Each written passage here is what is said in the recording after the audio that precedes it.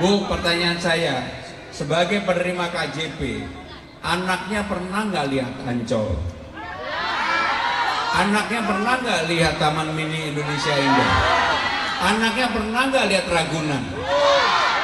Maka untuk mendidik anak kita tidak hanya pelajaran di sekolah, mereka juga harus melihat apa yang menjadi etalase utama Jakarta, melihat Ancol, melihat Taman Mini, melihat Ragunan, dan tidak bayar alias gratis. Energi saya bukan berkurang, tapi energi saya menjadi bertambah. Karena apa? Saya melihat potret yang sebenarnya kehidupan masyarakat di Jakarta, terutama, mohon maaf, orang yang belum beruntung. Saya pergi ke rumah susun Tanah Tinggi. Di rumah susun Tanah Tinggi, di sanalah inspirasi banyak saya dapatkan. Mereka yang rata-rata belum bisa menikmati hidup secara baik, air saja hanya ada pagi hari. Itu pun karena dari Jatiluhur airnya masih deras. Siang, sore, malam yang di lantai 2, 3, 4 sudah nggak ada air. Bapak-bapak sekalian, Bapak Ibu sekalian, saya sebenarnya menjadi pejabat sudah lama sekali, 25 tahun. Saya umur 34 tahun sudah menjadi sekretaris Presiden Megawati pada waktu itu. Menjadi pimpinan DPR, terpilih menjadi anggota DPR 4 kali, menjadi menteri sekretaris kabinet di era Pak Jokowi 2 periode. Dan secara jujur saya katakan, sebenarnya saya tidak mau ketika ditugaskan maju sebagai calon gubernur Jakarta. Awalnya saya merasa udahlah, jadi pejabat sudah cukup 25 tahun. Dan saya mohon maaf secara terbuka, mau di rekam TV juga nggak apa-apa, saya nggak pernah minta jabatan kepada siapapun, termasuk kepada Pak Jokowi maupun kepada Bu Mega. Termasuk menjadi calon gubernur ini saya tidak pernah melobi satu orang pun. Tapi yang namanya amanah datang, saya tidak akan menghindar dari amanah itu. Dan saya akan bekerja sekeras-kerasnya untuk mewujudkan dan meraih kemenangan bagi Bapak Ibu dan saudara-saudara sekalian. Apa yang saya lakukan? Setiap hari saya door to door keliling. Dulu ketika hari pertama saya mendaftar di KPU, orang tidak ada yang kenal saya. Kenapa? Sudah terlalu lama saya tidak pernah mau diwawancarai oleh siapapun. Karena apa? Sebagai penjaga dapurnya Presiden, sebagai orang yang bertanggung jawab, nggak boleh salah apa yang disampaikan Presiden di ruang publik, keputusan Presiden, keputusan para menteri dan sebagainya. Tetapi sejak tanggal 28 Agustus baru pertama kali saya nggak pernah berhenti muncul di TV. Mungkin sekarang ini Bapak Ibu sekalian yang hobi nonton TV mulai bosan, ini Mas Pram terus. Tetapi nggak apa-apa. Kalau saya tidak melakukan itu, orang tidak mengenal saya. Dan orang juga tidak tahu apa yang akan saya kerjakan untuk warga Jakarta ini. Maka untuk itu saya akan memulai untuk Jakarta ini bukan dari yang tinggi-tinggi, yang besar-besar. Misalnya lah memindahkan Sudirman Tamrin perkantoran ke selatan, enggak. Saya akan memulai dari kecil-kecil yang menjadi kebutuhan utama saudara-saudara sekalian. Apa yang menjadi kebutuhan utama? Misalnya sebagai contoh, hal-hal yang menjadi kebutuhan sehari-hari, KJP misalnya, Kartu Jakarta Pintar. Pasti banyak di antara saudara-saudara sekarang yang sudah tidak menerima KJP lagi. Padahal membutuhkan itu untuk anak-anaknya. Kartu Jakarta KJMU untuk mahasiswa unggul. Gak mungkin warga yang kurang mampu kemudian suatu hari kalau untuk menyekolahkan anaknya, mereka pasti butuh yang namanya kartu Jakarta mahasiswa unggul, termasuk KJP, PIP, termasuk tadi saya begitu datang ada yang menanyakan kenapa PPSU dibatasi sampai dengan 57 tahun, 56 tahun. Saudara-saudara sekalian, harus ada reform, harus ada perubahan cara melihat dan cara memandang. PPSU yang menjadi pasukan orange utama menjadi andalan Pak Ahok yang masih baik. Maka saya akan melakukan reformasi yang pertama. Syaratnya nggak perlu lagi harus SLTA, SD saja cukup. Yang penting bisa baca tulis. SD saja cukup, yang penting bisa baca tulis. Sedangkan usulan untuk usia tadi yang batasannya 56 tahun, saya akan kaji. Yang paling penting adalah orang yang masih bersemangat kerja dan sehat. Jadi ini merupakan masukan pertama kali yang saya dengar. Bahkan untuk kartu Jakarta Pintar, saya akan tanya ibu-ibu yang masih menerima, ada nggak yang masih menerima KJP? Bu, pertanyaan saya, sebagai penerima KJP, anaknya pernah nggak lihat Ancol? Anaknya pernah nggak lihat Taman Mini Indonesia Indah? Anaknya pernah nggak lihat Ragunan? Maka untuk mendidik anak kita tidak hanya pelajaran di sekolah, mereka juga harus melihat apa yang menjadi etalase utama Jakarta, melihat Ancol, melihat Taman Mini, melihat Ragunan, dan tidak bayar alias gratis. Dan untuk itu yang namanya anak nggak mungkin berangkat sendiri, digratiskan juga satu pendampingnya, tapi tidak tiap hari Bu gratisnya. Gratisnya dalam 1 tahun 3 kali. Silakan pilih, mau ke Ragunan, mau ke Ancol, mau ke Taman Mini, silakan.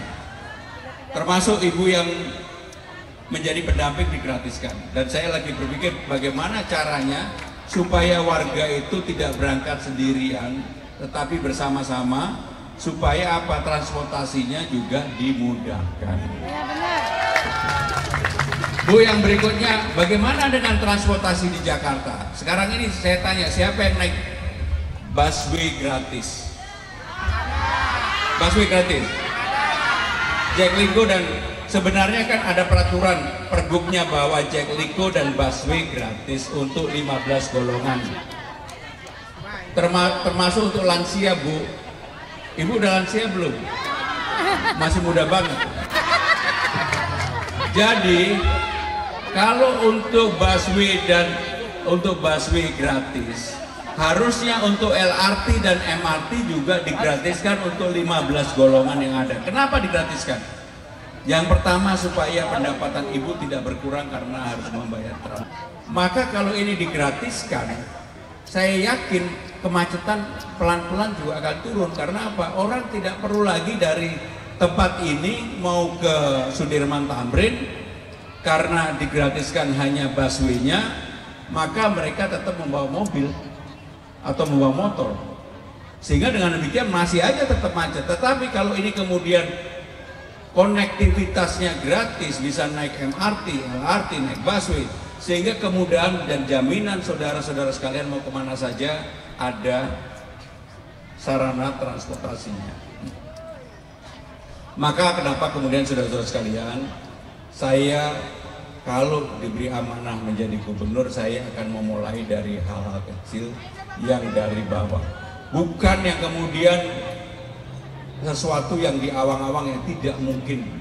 Maka ketika saya ditanya bagaimana dengan peninggalan-peninggalan Mas Anies, Pak Ahok yang baik-baik, menurut saya harus dilanjutkan. Contoh apapun, Kalijodo, tahu Kalijodo kan?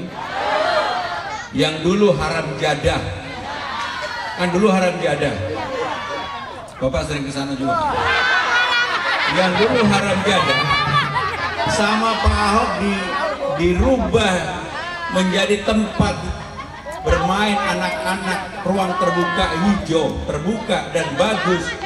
Begitu berganti pemimpin ditinggalkan. Sekarang yang namanya Kalijodo menjadi remang-remang kembali. Tetapi walaupun yang haram jadahnya sudah nggak ada. Bagaimana dengan JIS, Jakarta International Stadium yang dibangun oleh Pak Anies? Sebenarnya yang JIS itu, pembebasan lahan itu dimulai tahun 1992. Tahun 2001 ketika Ibu Megawati menjadi presiden dan saya sekretaris presiden, ketika pada waktu itu kan ada krisis moneter, Krismon. Kemudian tim ekonomi mengusulkan kepada Ibu untuk orang-orang yang ada di JIS, terutama di Kampung Bayam. Pada waktu itu mereka diperbolehkan untuk menjadi petani di Kampung Bayam. Sehingga dengan demikian itulah yang menjadi dasar tuntutan yang dilakukan oleh warga Kampung Bayam.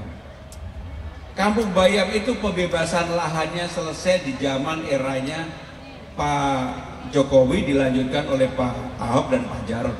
Kebetulan ada Bu Evi Jarot di sini. Ini istrinya Pak Jarot. Pak Jarot adalah sahabat saya. Era itu sudah terselesaikan. Baru di zamannya Pak Anies dibangun. Apakah sudah selesai? Belum. Apa yang belum selesai? Stadionnya selesai, tapi transportasinya nggak selesai.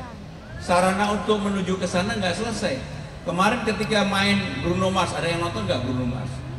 Nonton aku ini TV. Tahu Bruno Mars, Bu? Wah, Ibu hebat sekali tahu Bruno Mars. Ketika Bruno Mars main, datangnya seneng, pulangnya mules karena macet dan nggak ada sarana transportasinya, yang ada ojek, pulangnya 2 jam. Saya pernah mengalami sendiri ketika dengan Pak Jokowi, Ibu Iriana nonton, kemudian istri saya juga nonton Dewa pada waktu itu, pulangnya 2 jam lebih, padahal ini presiden pakai pengawalan, saya juga pakai pengawalan. Sehingga dengan demikian saudara-saudara sekalian, peninggalan Mas Anies yang sudah baik ini, transportasinya juga harus dibuat. Maka kalau kemudian saya dapat amanah, saya akan fight untuk MRT yang mentok di Ancol tahun 2026. Jangan hanya ke Marina aja, ke kanan, ke JIS sampai dengan Tanjung Priok. Dan ini adalah jalur yang sangat padat sekali. Sehingga kalau orang mau pergi Tanjung Priok dari daerah selatan atau barat, ada jaminan. Sehingga dengan demikian inilah yang akan mengurangi transportasi di Jakarta. Sehingga dengan demikian Bapak Ibu saudara-saudara sekalian, saya sebenarnya banyak hal yang bisa saya sampaikan. Tetapi intinya sejak ada Undang-Undang Nomor 2 tahun 2004, Jakarta bukan lagi sebagai ibu kota negara. Apakah Jakarta kemudian akan menurun? No.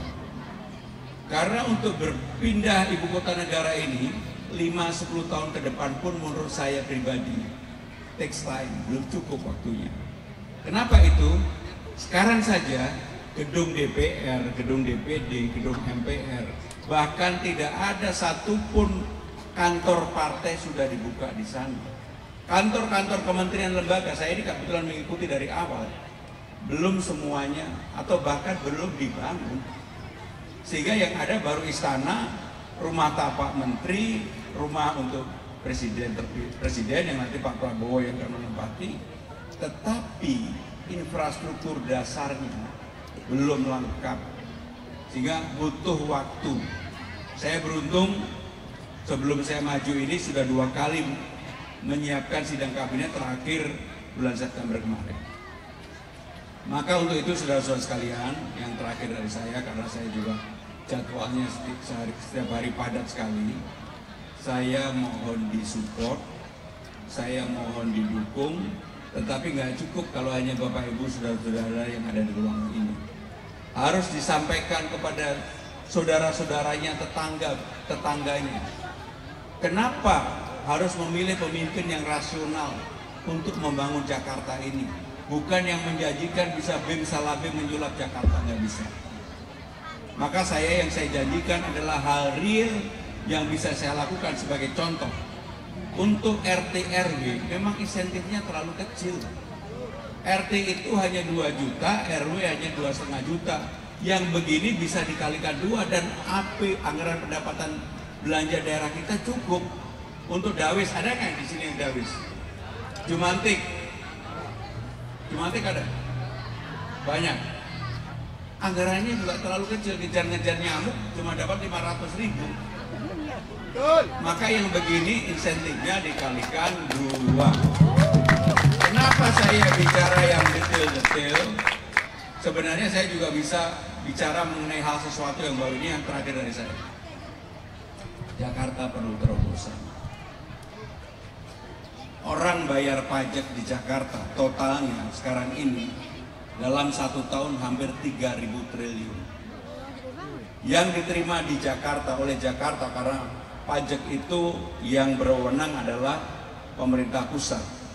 Jakarta hanya menerima kurang lebih 1,5% dari itu. Jadi masih sangat kecil sekali. Maka kalau saya jadi gubernur, pengalaman panjang saya menjadi pimpinan di tingkat pusat, pernah menjadi pimpinan DPR, pernah menjadi menteri sekretaris kabinet, saya udah diingatin 2-3 menit lagi. Maka inilah yang kemudian saya akan lakukan. Apa yang dilakukan? Saya akan membentuk yang namanya Jakarta Funding, Jakarta Fund, supaya ada penerimaan baru bagi Jakarta, meniru apa yang dilakukan oleh Inafan. Jakarta menjadi investor, Jakarta menjadi investor untuk daerah-daerah yang ada di Jakarta maupun di luar Jakarta. Dan ini pasti akan bisa dilakukan karena apa? Nggak perlu kolateral. Kolateralnya apa? Kolateralnya pemerintah Jakarta. Jakarta itu sebagai kolateralnya. Kalau orang berbisnis pasti tahu ini. Dan kalau dikelola secara profesional, Inafan yang dulu modalnya 2 plus 4 triliun, sekarang uangnya udah banyak banget. Yang penting dikelola secara profesional. Kalau Jakarta Fund dilakukan, kita tidak hanya bergantung pada revenue-nya Jakarta hanya dari pajak dan distribusi. Sekarang ada kreasi baru untuk mendapatkan revenue di luar pajak dan restribusi secara profesional. Itulah yang ingin kami sampaikan. Sekali lagi saya terima kasih Pak Darmadi, Bu Hilda, Bu Edi Jarot, dan semuanya yang hadir, Bapak Ibu sekalian. Saya mohon disupport dan saya tidak punya beban pribadi kepada siapapun karena saya tidak pernah meminta atau melobi kepada siapapun. Bahkan untuk menjalankan aktivitas saya dalam tim sukses ini, Bapak-bapak boleh dengar dari mana aja, saya tidak pernah mau membebankan kepada siapapun. Terima kasih. Wassalamualaikum.